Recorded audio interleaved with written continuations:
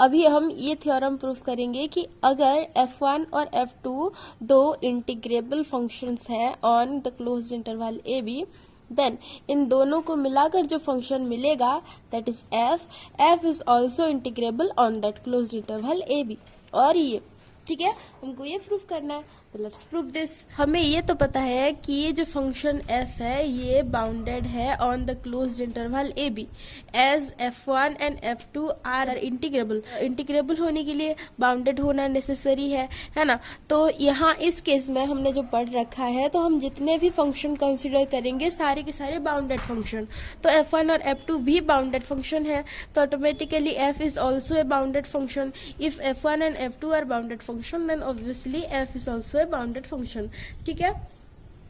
Okay. तो let a partition P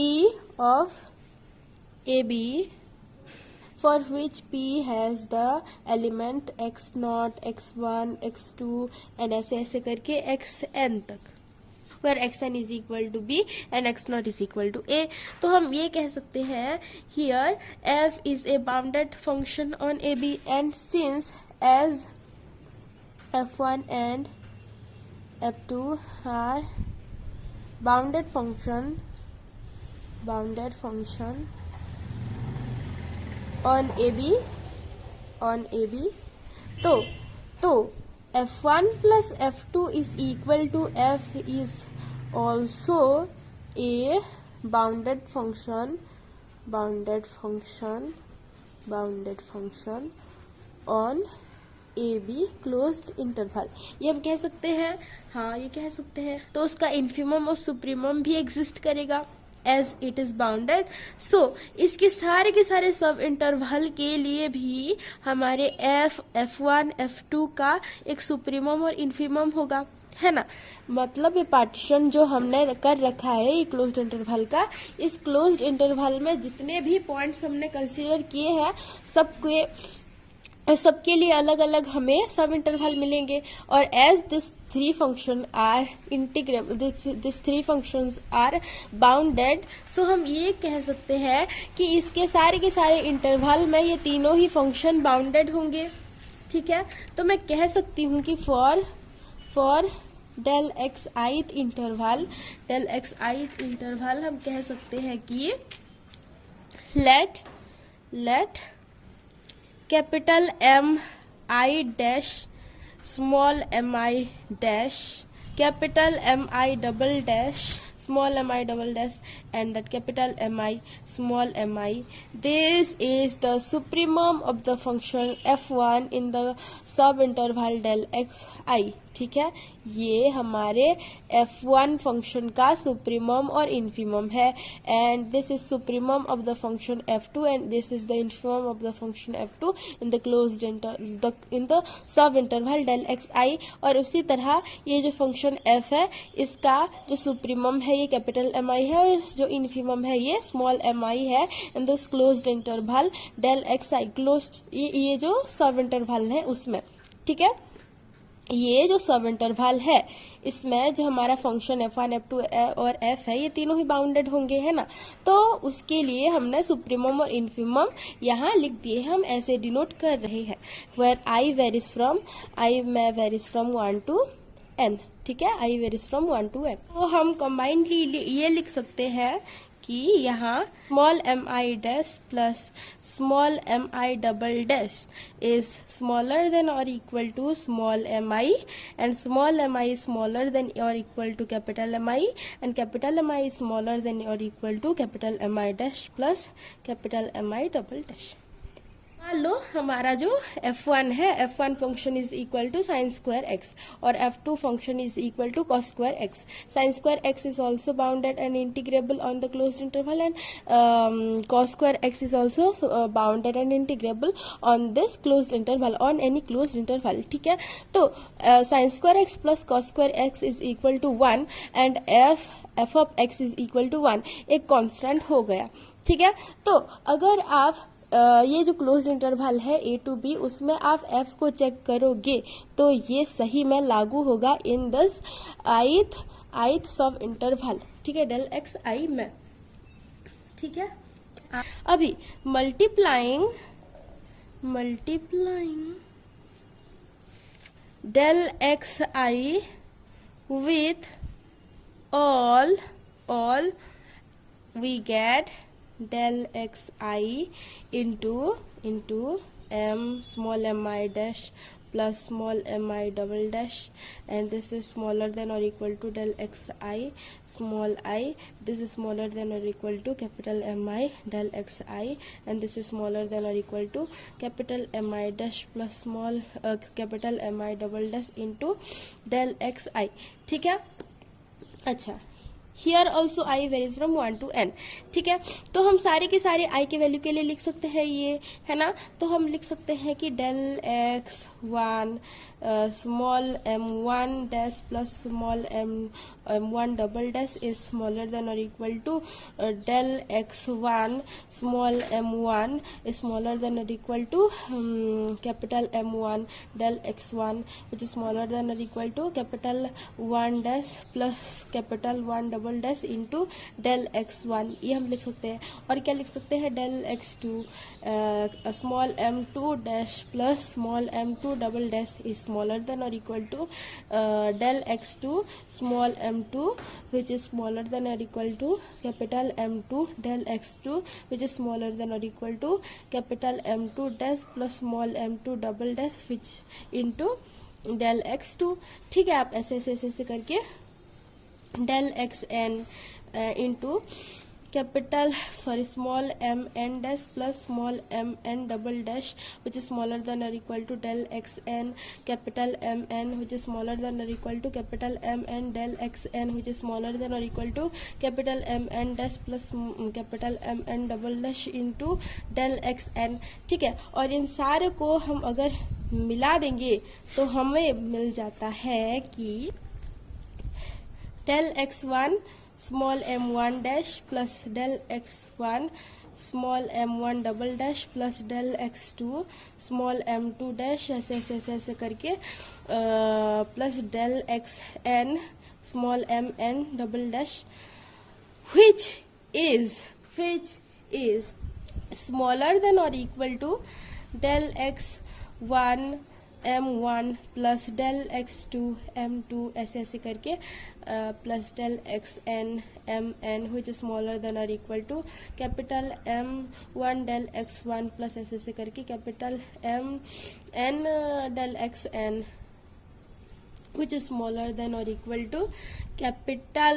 m1 dash del x1 plus capital m1 double dash del x1 ऐसे करके plus capital mn double dash del xn, सबको हम मिला रहे हैं तो हमें ये मिल जाता है। देखो del x1 plus small m1 dash del x2 plus small m2 dash, ये सबको मिला कर हमें मिल रहा है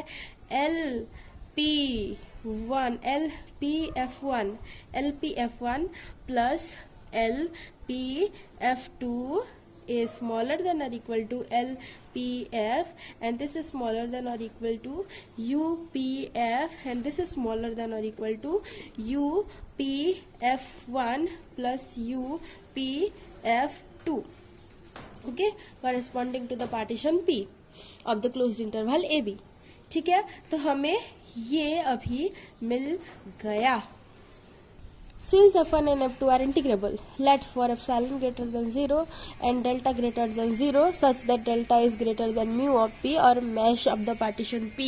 तो हम ये लिख सकते हैं according to Darboux theorem कि UPF1 minus LPF1 is less than half epsilon, या फिर epsilon भी लिख सकते हो, मैंने half epsilon लिख दिया, and UPF2 minus LPF2 is less than half epsilon, UPF1 minus LPF1 is less than half epsilon, and UPF2 minus LPF2 is less than half epsilon। अगर हम UPF F minus L P F is less than epsilon दिखा देंगे तो हमको मिल जाएगा कि ये जो फंक्शन एफ है इट इज इंटीग्रेबल और कुछ करने की ज़रूरत ही नहीं है। तो U P F minus L P F is ये है, ये इसको हम ऐसे भी लिख सकते हैं कि minus L P F is less than और equal to minus L P F one minus L P F two. तो इसको और इसको हम कंबाइंडली ये लिख सकते हैं कि U P F minus L P F is equal to this minus this plus this, ठीक है। तो U P F one plus U P F two minus L P F one minus L P F two, इसको हम लिख सकते हैं U P F minus L P F is less than और equal to, इसको और इसको हम मिलाकर लिख लेते हैं U P F one minus L P F two plus U P F two minus L P F two. देखो this is smaller than half epsilon, this is smaller than half epsilon, तो हम ये इसको ऐसे लिख सकते हैं कि U P F minus L P F is smaller than half epsilon plus half epsilon, half epsilon plus half epsilon, और इसको हम मिलाकर लिख सकते हैं कि U P F minus L P F is less than epsilon and therefore our function F is integrable. तो first part था उसको हमने प्रूफ कर लिया। अभी सेकेंड पार्ट में हम ये दिखाएंगे कि integration of the function F one from A to B plus integration of the function F two from A to B is equal to integration of the function F from A to B. Okay, as this function is integrable, so हम ये कह सकते हैं कि as this function F is integrable, so एफ satisfy Darboux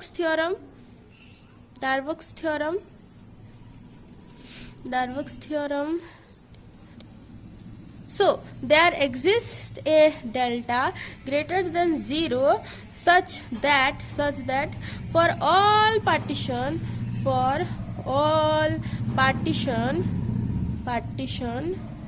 P such that norm of the partition P is less than delta, ठीक है। तो देयर एग्जिस्ट एक ऐसा डेल्टा जरूर एग्जिस्ट करेगा जिसके लिए सारे के सारे हमारे क्लोज इंटरवल ए बी का partition for every partition of P ये जो है वो ट्रू होगा, यानी कि U P F is less than delta. So हम ये लिख सकते हैं कि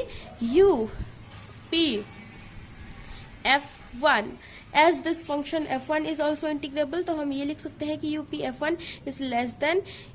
integration of the function F one dx plus half epsilon from A to b. देखो ये कैसे आया, पता है नहीं पता है तो मैं हूं ना। देखो एज हमें पता है फ्रॉम डार्बक्स थ्योरम ये कि U P F one is less than our upper integral of the function F one, upper integral of the function f1 plus half epsilon या फिर epsilon. As this function f1 is integrable, so lower integral is equal to upper integral is equal to the integration of the function f1 from a to b। So इसकी जगह हमने integration of the function f1 from a to b put कर दिया, तो कोई भी गलत नहीं होगा, है ना, कुछ भी गलत नहीं होगा। तो देयरफॉर हमने इसकी जगह ये पुट कर दिया, ठीक है। तो उसी तरह हम ये भी लिख सकते हैं कि U P F two is less than integration of the function f2 dx from a to b plus half epsilon, ठीक है। और and we know that integration of the function f of x from a to b is less than or equal to u p f for any partition p, ये हमें पता है। और u p f is less than or equal to u p f1 plus u p f2, तो इसको हम ऐसे लिख सकते हैं कि u p f is less than or equal to u p f1 plus u p f2 and now u p f1 is less than this and u p f2 is less than this, तो इसको हम लिख सकते हैं कि this is less than integration of the function f1 from a to b plus half epsilon plus integration of the function f2 from a to b plus half epsilon। और इसको हम ऐसे लिख सकते हैं कि a to b integration of the function f of x dx from a to b is less than a to integration of the function f1 from a to b plus integration of the function f2 from a to b plus epsilon। ठीक है, और epsilon कोई भी एक random सा number है, positive number है जो कि बहुत ही ज़्यादा छोटा है नंबर है, तो हम एप्सिलॉन को 0 भी कंक्लूड कर सकते हैं। तो हम ये कंबाइंडली लिख सकते हैं कि अगर हम एप्सिलॉन कोई भी एक रैंडम सा नंबर है तो एप्सिलॉन को घटाकर हम यहाँ इक्वल टू साइन दे देंगे तो कोई भी दिक्कत नहीं होगी। तो हम अभी क्या करेंगे, as epsilon is a random number, so here we can write that integration of the function f dx from a to b is less than or equal to integration of the function f1 from a to b plus integration of the function f2 from a to b। ठीक है, ठीक है। अगर हम इसमें -1 multiply करें, इसमें -1 multiply, इसमें -1 मल्टीप्लाई करें, या फिर if we replace minus f1 and minus f2 in place of f1 and f2, अगर f1 और f2 के बदले में -f1 -f2 पुट कर देंगे तो हमें क्या मिलेगा, that minus f dx integration of the function minus f dx from a to b is less than और equal to integration of the function minus f1 dx from a to and plus integration of the function minus f2 dx from a to b। और इसको हम लिख सकते हैं कि f dx integration of the function f from a to b is greater than or equal to integration of the function f1 dx from a to b plus integration of the function f2 dx from a to b। और इसको equation 1 and equation 2 को मिलाकर हमें ये मिलता है कि if a is greater than equal to b and b is greater than और equal to a, then we can conclude that a is equal to b। So here also integration of the function f of x from a to b is equal to integration of the function f1 from a to b plus integration of the function f2 dx from a to b, and hence our second part is also proved। तो ये हमारा second part भी proof हो गया।